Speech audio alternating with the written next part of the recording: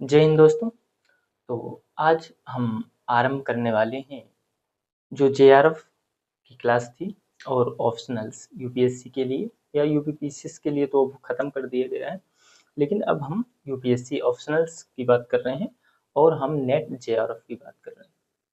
तो आज हम उसी पर क्लास लेने जा रहे हैं और आज हमारा जो चर्चा है, जो आज हमारा क्लास का जो विषय है वो भूगोल को लेकर के है कि भूगोल की कैसे खोज हुई, परिभाषा की कैसे खोज हुई, उस पर आज चर्चा होगा। तो अभी मुझे लगता है कि हम टॉपिक में पहुंचने से पहले, सब्जेक्ट पे पहुंचने, जो हमारा टॉपिक्स हैं उन पर पहुंचने से पहले मुझे लगता है कुछ आधारभूत सत्य लेने पड़ेंगे। को आगे हम समझें कैसे होगा, तो उसके पहले हमें एक पृष्ठभूमि तैयार करनी होगी और वो उसी पर हम हो सकते हैं 1 क्लास हो जाए, 2 क्लास हो जाए, जितनी भी हो, मतलब मुझे लगेगा कि नहीं ये सारी ज़रूरत की चीज़ें हैं, तो उस पर हम पहले आधारभूत सत्र करेंगे और तत्पश्चात हम जो है रेगुलर बेस पर हम क्लासेस आरंभ करेंगे। तो आज हमारा उसी नेट जेआरएफ को लेकर के या ऑप्शनल को लेकर के है और भूगोल। भूगोल क्या है? जियोग्राफी। इसकी शुरुआत कैसे हुई? तो अब हम जो है परिभाषा की खोज की तरफ चलेंगे। इसकी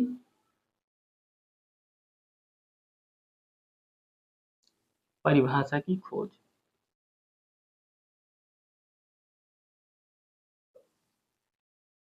परिभाषा की खोज के लिए बात करेंगे।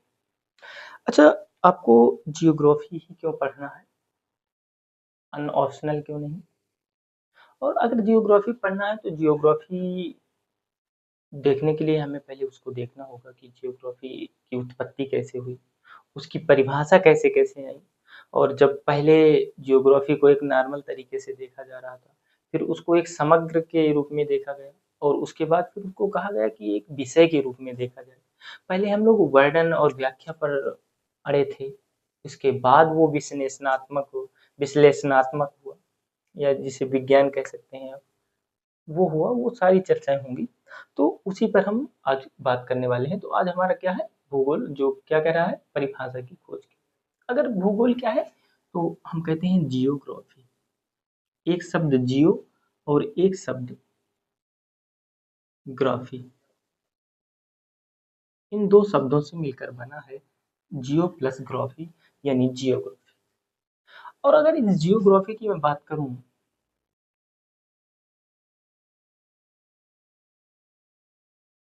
और इसका अगर मैं शाब्दिक अर्थ बात करूं, तो इसका शाब्दिक अर्थ क्या होता है? तो पृथ्वी या भूमि का अध्ययन।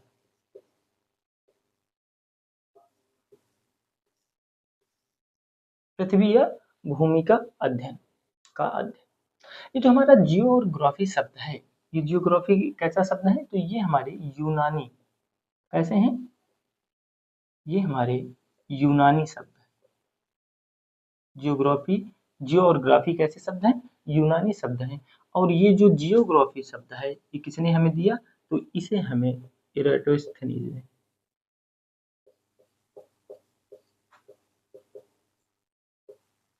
इराटोस्थनीज ने जो है जियोग्राफी शब्द की व्याख्या की या जियोग्राफी शब्द दिया। ये क्या होता है? पृथ्वी या भूमि का अध्ययन। लेकिन पृथ्वी और भूमि के अध्ययन का जो है हमारा क्या कहलाता है? जियोग्राफी कहलाता है। हमारा पृथ्वी और भूमि का अध्ययन कहलाता है जियोग्राफी, ऐसा इसका शाब्दिक अर्थ है। शाब्दिक अर्थ जियोग्राफी क्या है? कि पृथ्वी या भूमि का अध्ययन या वर्णन, अध्ययन कहो या फिर वर्णन कहो, बात एक ही है, का अध्ययन या वर्णन।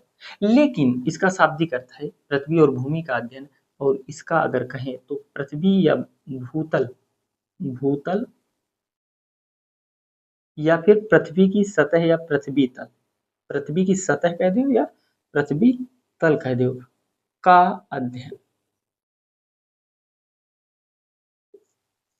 शाब्दिक अर्थ पृथ्वी और भूमि का अध्ययन है, लेकिन पृथ्वी और भूमि का किसका? Surface, only surface.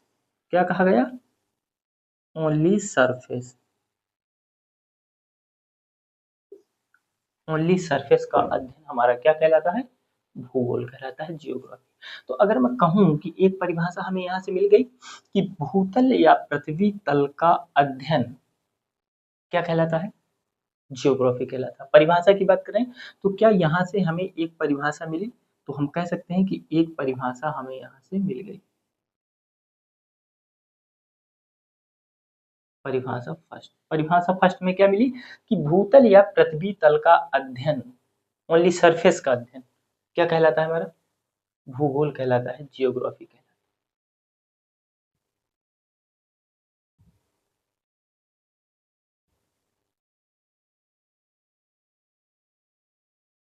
हमारा वर्णन की बात किया, अध्ययन की बात किया, और यहाँ पे मैं कह रहा हूँ कि वर्णन किया किसका? भूतल या पृथ्वी तल का अध्ययन किया या वर्णन किया, जो हमारा क्या कहलाया? जियोग्राफी कहलाया या भूगोल कहलाया। लेकिन इसमें आकलन आकलन किया क्या? इस पर निष्कर्ष निकाले क्या?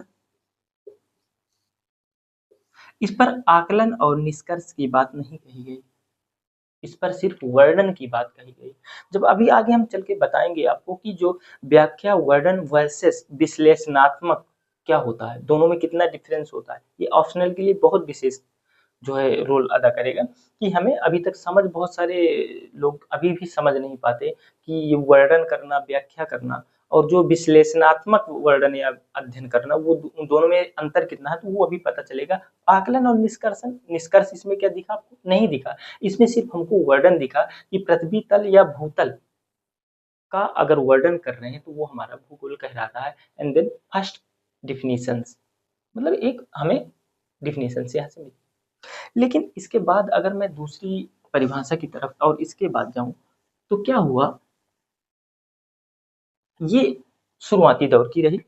लेकिन जैसे जैसे हमारे भूगोल का क्षेत्र क्या बढ़ा, भूगोल जो है अब हमारा इसका बृहद क्षेत्र होने लगा। क्या होने लगा? एक बृहद क्षेत्र आने लगा या व्यापक क्षेत्र बढ़ने लगा।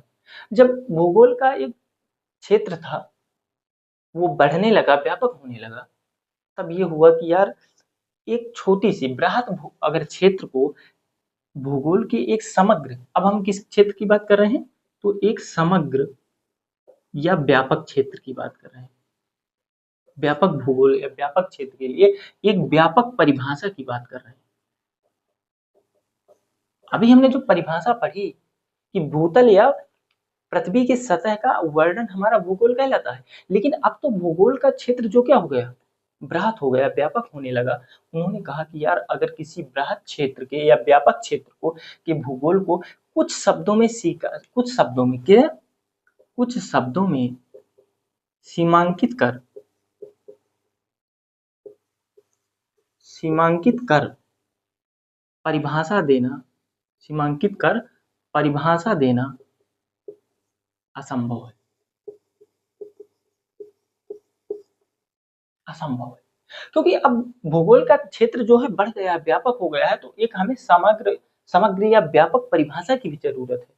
उन्होंने कहा है ऐसा करते हैं, अगर हमें एक समग्र और व्यापक परिभाषा चाहिए तो उन्होंने कहा हमें किसी चीज के लिए एक समग्र परिभाषा की तरफ बढ़े, और समग्र परिभाषा में उन्होंने देखा कि एक हमें स्पेस की जरूरत है। क्या है? स्पेस, या इसी को हम स्थान कह सकते हैं। और अगर आप इसे भूविन्यास कह दें, क्या कह दें? भूविन्यास जियोग्राफी में, तो और बेहतर हो जाएगा। क्या हो जाएगा? और बेहतर हो जाएगा। इसके बाद उन्होंने कहा स्पेस तो है, स्पेस के साथ हमको क्या मिलना चाहिए? रीजन मिलना चाहिए। रीजन मिले, और रीजन रीजन का मतलब क्या होता है? प्रदेश कह सकते हैं। प्रदेश, प्रादेशिक या प्रदेश, ठीक है, प्रादेशिक क्षेत्र या प्रदेश। और उन्होंने कहा इसके बाद हमको विविधता मिलनी चाहिए। विविधता मतलब भिन्नता, विविधता का पता करें। जहाँ पे विविधताएं आ रही हैं, भिन्नताएं आ रही हैं, उनका रीजंस पता करें, विविधताएं। और इसके बाद वितरण की बात। उन्होंने समग्र व्यापक परिभाषा कैसे दी है देखते हैं। कैसे उन्होंने कहा कि एक स्पेस हो, एक रीजन्स हो, एक विविधता हो और हमारी वितरण हो। एक विविधता नहीं, कई अनेक विविधताएं होती है। विविधता का मतलब भिन्नता है। अगर मैं समझाऊं इस चारों शब्दों के लिए, तो मैं आपको भारत का अगर आप मैप बनाना जानते हैं सिमेट्रिकल, तो आप ऐसे करिए एक लाइन और एक चॉप कर लीजिए, और यहाँ से ऐसे करके आप ऐसे कर लीजिए, एक यहाँ पे एक यहाँ। ये अपने भारत का सिमेट्रिकल बना लिया। अब अगर मैं ये कहूँ कि आपने इस भारत में क्या आपने यहाँ पर पर्वत श्रृंखलाएं देखी क्या? तो आप कहेंगे हाँ बिल्कुल, यहाँ पे पर्वत श्रृंखलाएं मैंने देखी। आपने देखा कि इस क्षेत्र में आपने मैदान देखा, उत्तर भारत का विशाल मैदान देखा क्या? हाँ, यहाँ पे आपने उत्तर भारत का विशाल मैदान देखा, और इसके बाद आपने यहाँ पे दक्कन का पठार यदि दक्षिण भारत में क्या देखा, ये पठार क्षेत्र देखा। और यहीं पे आपने क्या देखा, यहीं पे आपने मरुस्थल देखा, थार का मरुस्थल देखा। मैं कह रहा हूँ एक स्पेस है, अगर मैं इसको कह दूं कि ये भारत है, स्पेस क्या है, भारत है। और यहाँ पर रीजन प्रदेश क्या क्या है, तो हमने देखा कि पर्वत है, पठार है, मैदान है, मरुस्थल है।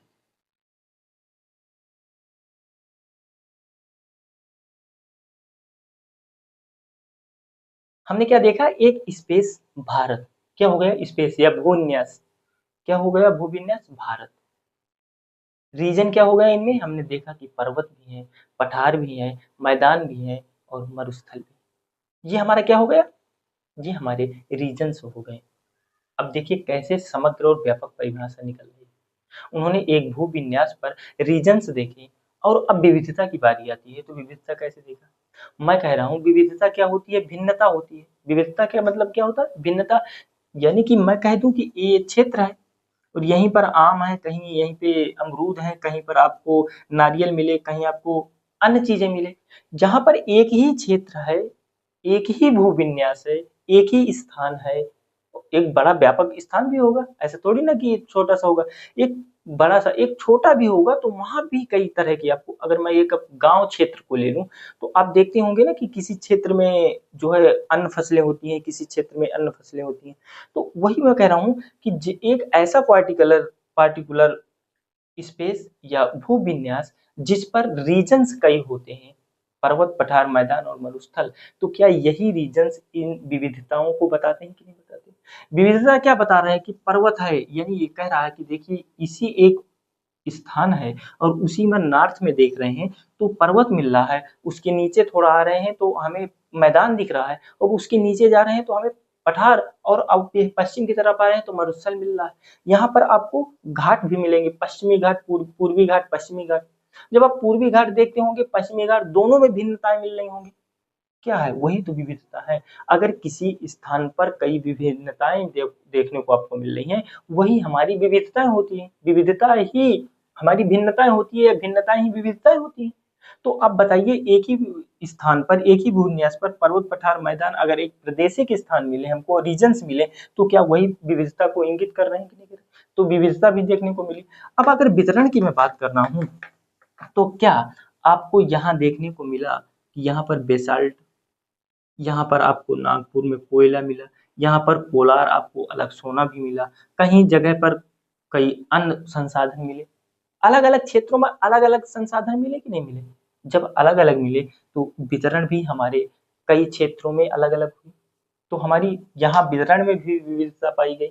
यही विविधताओं और इन्हीं वितरण, रीजन्स और स्पेसिफिक स्पेस की बात करें, इन्हीं का जो अध्ययन है वो हमारा भूगोल कहलाया। अभी इसके जस्ट पहले क्या यहाँ से एक सेकंड परिभाषा मिली हमें, सेकंड परिभाषा मिली। अभी तक हमने देखा, पहले हमने देखा कि भूतल या पृथ्वी सतह का वर्णन भूगोल कहलाता है, सिर्फ इतना था। लेकिन अब क्या कह रहा है, स्पेस प्लस रीजन, विविधता और वितरण को मिला करके अगर सभी का अध्ययन किया गया, एक समग्र अध्ययन किया गया, एक व्यापक अध्ययन किया गया, वो हमारा क्या कहलाता है, भूगोल कहलाता है। तो यहाँ से एक व्यापक या समग्र परिभाषा मिली कि नहीं मिली? यहाँ से ये दूसरी परिभाषा हमको मिली। अगर मैं इस भारत के अलावा किसी भी क्षेत्र को ले लूं, मैंने कॉन्टिनेंट पढ़ाए हैं, महाद्वीप पढ़ाए हैं, मैं अगर ऑस्ट्रेलिया को ही ले लेते हैं, मान लीजिए मैंने ऑस्ट्रेलिया को ही लिया, मैंने ऑस्ट्रेलिया को ले लिया,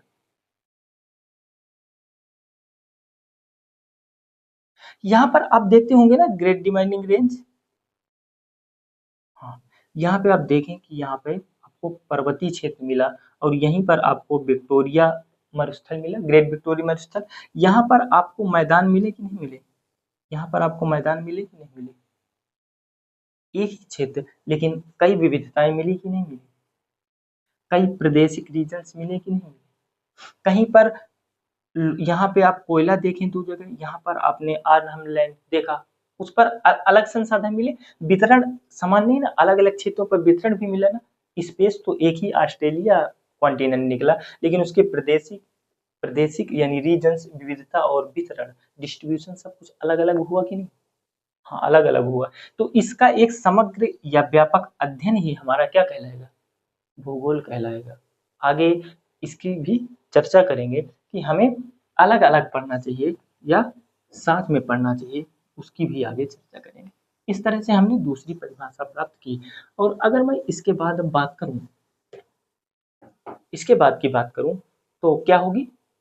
परिभाषा की बात चलिए तो परिभाषा करते हैं।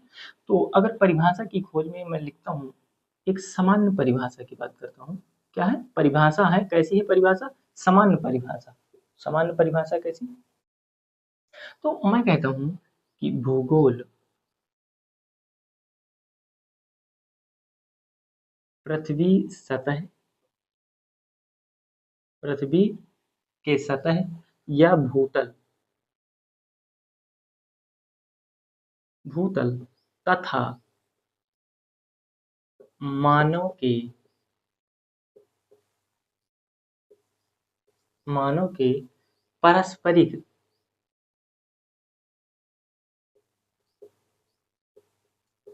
पारस्परिक, पारस्परिक संबंधों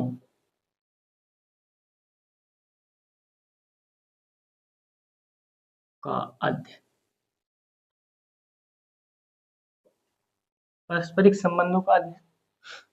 और अगर मैं दूसरी और परिभाषा लिखूं जो मैंने हमेशा यूज करता हूँ कि मानव के आवास के रूप में, मानव के आवास के रूप में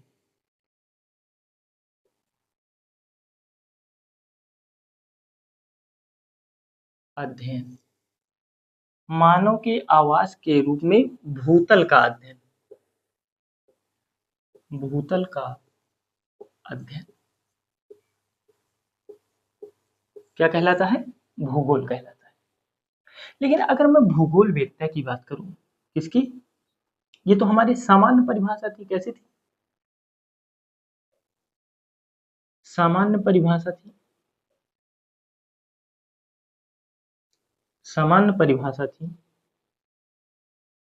लेकिन अगर मैं भूगोल वेत्ताओं की बात करूं, उनमें से एक हुए रिचर्ड हॉडसन। क्या हुए? Richard Hodson. और इन्होंने परिभाषा दी, इन्होंने एक परिभाषा दी जो अब तक की सबसे अच्छी परिभाषाओं में से एक है। इन्होंने कहा कि भूगोल, भूगोल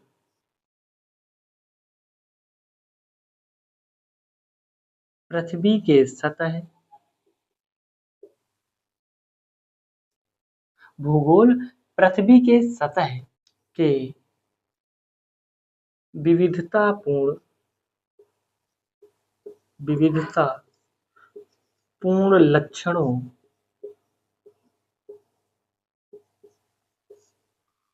का विशुद्ध, व्यवस्थित एवं तार्किक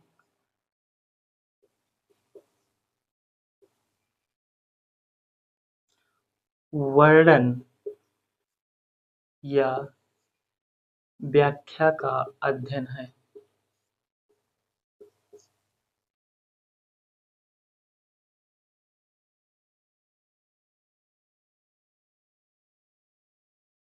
रिचर्ड हडसन कहते हैं कि भूगोल पृथ्वी के सतह के विविधतापूर्ण लक्षणों के शुद्ध, व्यवस्थित एवं तार्किक वर्णन या व्याख्या का अध्ययन है। ये हमारे रिचर्ड हॉडसन महोदय कहते हैं। हॉडसन महोदय क्या कहें कि हमारा जो भूगोल है वो कैसा हो? भूगोल पृथ्वी के सतह के विविधतापूर्ण लक्षणों का शुद्ध एवं व्यवस्थित तार्किक अध्ययन होना चाहिए। ये अगर मैं परिभाषाओं की बात करूं तो उन सभी, अगर मैं परिभाषाओं की बात करता हूं भूगोल की, तो उनमें से सर्वश्रेष्ठों में से एक ये परिभाषा भी है रिचर्ड हॉडसन। अभी तक हमने सामान्य परिभाषा देखी, दो ये परिभाषा देखी, उसके पहले भी हमने देखा स्पेस को लेकर के, रीजन्स को लेकर के, और हमारा विविधता तथा वितरण का अध्ययन भी हमारा क्या कहलाया? भूगोल कहलाया। उसके पहले हमने देखा कि जो भूतल है, पृथ्वी की सतह का है, उसका अध्ययन हमारा भूगोल कहलाया।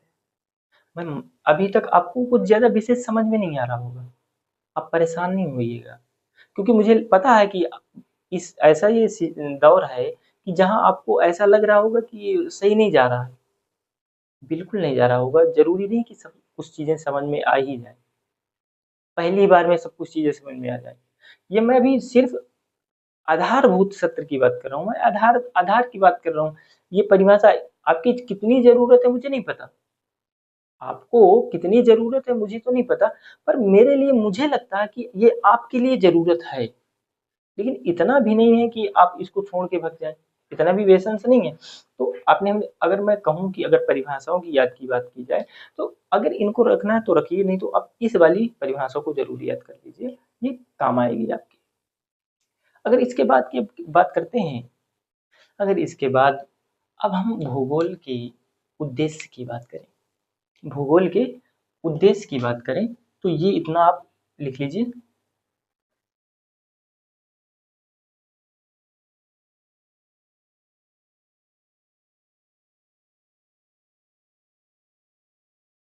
अब भूगोल के उद्देश्य की बात करें कि भूगोल का उद्देश्य क्या है।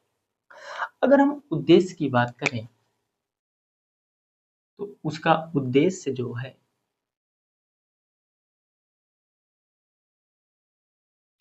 वर्णन करना है। भूगोल का उद्देश्य क्या है? वर्णन करना,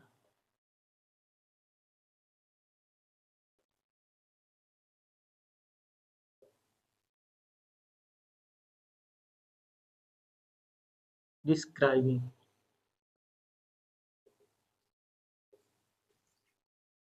भूगोल का उद्देश्य क्या है? वर्णन करना है, डिस्क्राइब करना है। कैसे डिस्क्राइब करना है? तो वो कहता है विशद विशद एवं क्षेत्र वर्णनी।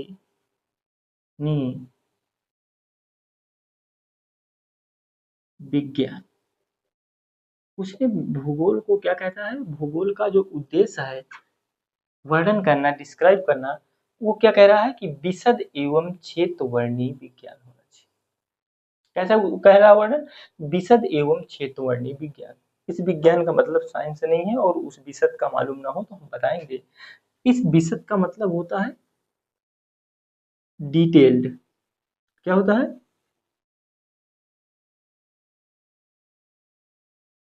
डिटेल्ड। और इस विज्ञान का मतलब होता है डिस्क्राइबिंग।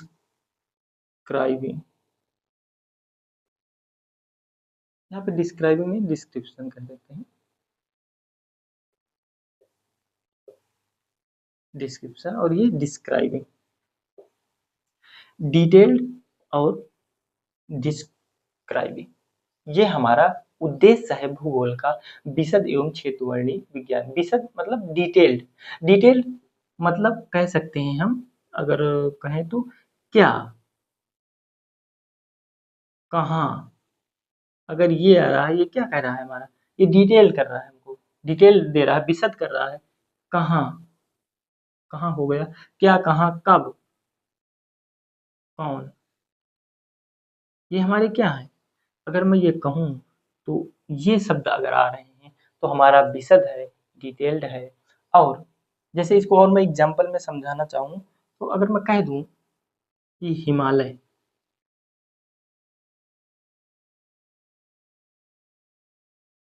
हिमालय नहीं लेते, डिस्प्यूज में चला जाएगा। अगर मैं ले लूँ इसको, क्या कह दूँ, एंडीज,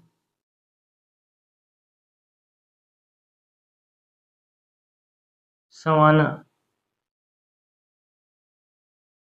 और क्या, ऐसे ही और ले लीजिए, नदी ले लीजिए, गंगा ले लीजिए, और कोई, तिब्बत लेना है, तिब्बत ले लीजिए, जो भी और लेना है ले लीजिए। अगर मैं कहूँ कि एंडीज क्या है, एंडीज क्या है, समझ में आएगा, विषय और क्षेत्रवादी विज्ञान का मतलब समझ में आ जाएगा। और यहीं पर आपको समझ में आएगा कि वर्णन, व्याख्या वर्सेस विश्लेषणात्मक क्या होता है। तो मैं यही कह रहा हूँ, डिटेल में हमने क्या कहा कि एंडीज, अगर उसमें कह रहा है क्या, क्या है ये एंडीज, क्या है, आप कहेंगे पर्वत श्रृंखला, पर्वत कहेंगे या पर्वत श्रृंखला कह देंगे, ये तो कहेंगे आप। लेकिन कहेगा कहाँ, तो एंडीज कहाँ है, कह देंगे आप साउथ अमेरिका, यही तो बोलेंगे। एंडीज कहाँ है, आप बोल देंगे साउथ अमेरिका। सवाना क्या है, सवाना क्या है, कह देंगे घास क्षेत्र है, और क्या है, घास क्षेत्र। समझिएगा, कहाँ है, लिख दीजिए south Africa, sorry, Africa continent, समझ जाता हूँ, अफ्रीका कॉन्टिनेंट में है। गंगा क्या है, एक नदी है, कहाँ है, तो ये उत्तराखंड में भी है। भारत में लिख दें अगर हम, तो क्या गलत होगा। अगर और अंदर की बात कहता है तो फिर हम उत्तराखंड भी लिखेंगे, उत्तर प्रदेश भी लिखेंगे, बिहार भी लिखेंगे, पश्चिम बंगाल भी लिखेंगे, और बांग्लादेश भी लिख देंगे। तो ये हमारा क्या है, कह रहा है डिटेल्ड, यानी विशद है। क्या कह रहा है, क्या, कहाँ, कब, कौन। एंडीज पर्वत श्रृंखला है, साउथ अमेरिका में है, सवाना घास क्षेत्र है, अफ्रीका में है, गंगा नदी है, भारत में है। ये हमारा क्या हो गया, विशद हो गया। लेकिन अगर मैं कह दूं क्यों, कैसे, एंडीज पर्वत श्रृंखला है, साउथ अमेरिका में है, मुझे आपत्ति नहीं है। लेकिन एंडीज पर्वत श्रृंखला साउथ अमेरिका में ही क्यों है, अगर है अमेरिका में, साउथ अमेरिका में, तो कैसे। अब बात डिस्क्राइबिंग की आ रही है।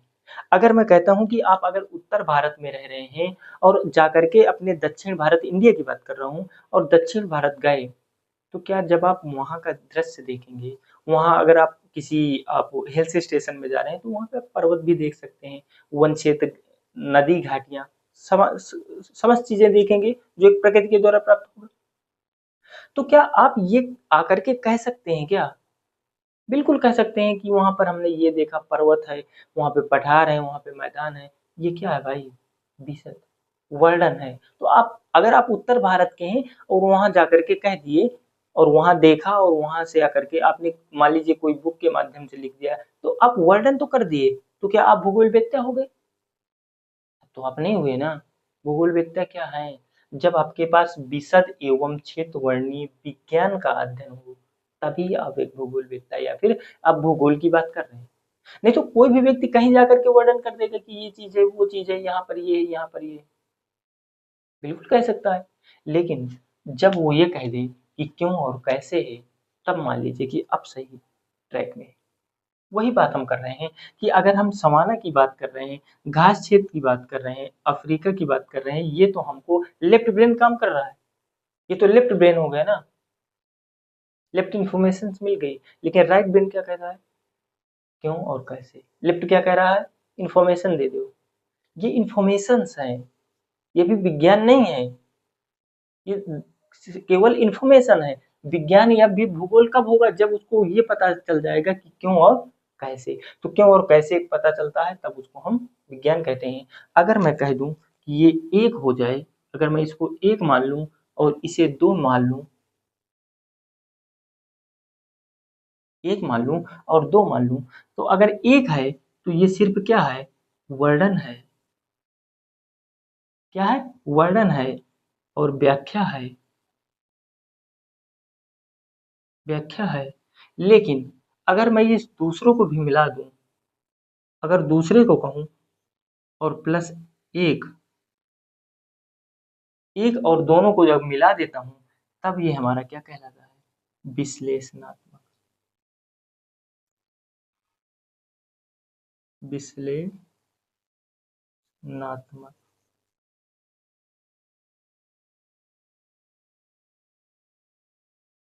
ऐसे हो गया विश्लेषणात्मक। ये हमारा क्या कहलाया, हमारा विज्ञान कहलाया। या तो ये कह दें कि अब हमें पता चला कि अगर भूगोल है तो क्या है। भूगोल एक विज्ञान के रूप में कैसे आया, एक विषय के रूप में तब आता है जब हम ऐसे करते हैं। जब आप पर्वत पठार पढ़े, मैंने जब स्थल मंडल के सिद्धांत बताए, तो क्या उसमें मैंने ये भी बताया कि यहाँ पर क्यों है और कैसे हैं। प्लेट टेक्टोनिक्स, ये हमारा पर्वत की बात कर रहा हूँ। तो वही है कि जब तक आप सिर्फ वर्णन कर रहे हैं, एक विषय है, तब तक आप एक भूगोल नहीं पढ़ रहे हैं, एक विषय क्षेत्र नहीं पढ़ रहे हैं, सिर्फ आप इंफॉर्मेशन पढ़ रहे हैं। लेकिन जब आप ये पढ़ ले रहे हैं क्यों और कैसे, तो अब क्या आ जाएगा, विश्लेषणात्मक आ जाएगा। अब मैं जो बात कहने वाला था, जो मैंने शुरू में कही थी कि जो वर्णन और व्याख्या करना और विश्लेषणात्मक अध्ययन करना, क्या दोनों में डिफरेंस है। अब मैं कहूँ कि वर्णन व्याख्या वर्सेस विश्लेषणात्मक, क्या आपको अंतर दिखा। अगर वर्णन और व्याख्या की बात करता है, दैट इन्फॉर्मेशन दे दीजिए, कुछ इन्फॉर्मेशन, कुछ इंपॉर्टेंट इन्फॉर्मेशन। वर्णन का मतलब क्या होता है, वर्णन करना, डिस्क्राइब करना, यानी कुछ महत्वपूर्ण आपके पास अगर तथ्य हैं तो वो आपका वर्णन कर देगा। लेकिन क्या आपका डिस्क्रिप्शन या डिस्क्राइबिंग तब करेगा जब वो हमारा विश्लेषणात्मक उसका ज्ञान होना चाहिए, और वो क्या, क्यों और कैसे हुआ है ये भी पता होना चाहिए। तब हम किस पर पहुंच जाएंगे, एक भूगोल विज्ञान पर पहुंच जाएंगे। भूगोल एक विषय वस्तु पर पहुंचेंगे, एक विषय के क्षेत्र पर पहुंचेंगे। और इसके पहले हमने एक समग्र परिभाषाएं भी देखी, हमने इसके पहले एक सामान्य परिभाषाएं भी देखी। लेकिन उद्देश्य की बात करें तो पता चला कि उद्देश्य क्या है, किसका, भूगोल का। भूगोल का उद्देश्य सिर्फ वर्णन तक सीमित नहीं है। अगर आप वर्णन तक सीमित है तो फिर भूगोल नहीं है। अगर वर्णन के आगे गए आप, तब आपको पता चलेगा कि भूगोल है। और वर्णन के आगे आपको विशद और विज्ञान दोनों पता हो, विशद एवं क्षेत्रवर्णीय विज्ञान, इसका उद्देश्य है भूगोल का वर्णन करना, डिस्क्राइब करना सिर्फ उद्देश्य नहीं है। हमारा उद्देश्य किसको लेकर के है, विश्लेषणात्मक करना भी हमारा उद्देश्य है। तभी हम भूगोल को पहचान पाएंगे या फिर भूगोल को एक विषय के रूप में ले पाएंगे। तो आशा करता हूँ कि आज कुछ समझ में आया होगा। मुझे, मैं बिल्कुल विश्वास के साथ कह सकता हूँ कि सब कुछ अभी नहीं समझ में आएगा। जब हम कल इसकी कालानुक्रमिक उत्पत्ति देखेंगे, प्राचीन काल में जाएंगे, मध्य काल में आएंगे, फिर आज के काल में आएंगे, उसके बीच में यूरोप का संघर्ष देखेंगे कि यूरोप ऐसा था ना, यूरोप को देखे हमने कि यूरोप अपने आप को स्टेबल, मतलब स्टेबलिश कर लिया, कि हम भूगोल के बारे में जान गया।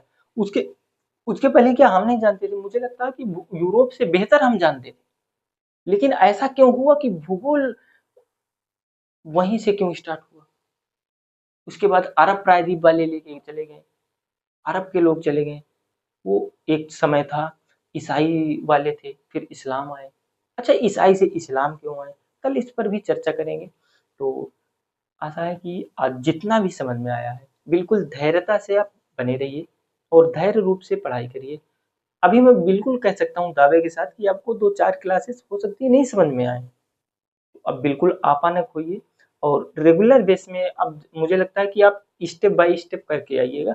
ऐसा नहीं कि आपने पिछली क्लासेस नहीं देखी हैं, सीधा ये तो मेरी आज पहली क्लासेस है, लेकिन आगामी की बात कर रहा हूँ। तो ऐसा नहीं, जब आप स्टेप बाय स्टेप करके आते हैं ना, तब आपको पता चलता है कि हाँ, मैंने पीछे क्या कवर किया है, उसके आगे क्या। कवर करने वाला हूँ, तो वो हम कराते रहेंगे। और इन्हें आज इतने ही करेंगे, और हम इसके आगे कल करेंगे। और कल हमारा क्या होगा, कालानुक्रमित में जो उत्पत्ति है उसकी बात करेंगे हम। तो आज के लिए इतना ही। आप सभी का बहुत बहुत धन्यवाद। जय हिंद।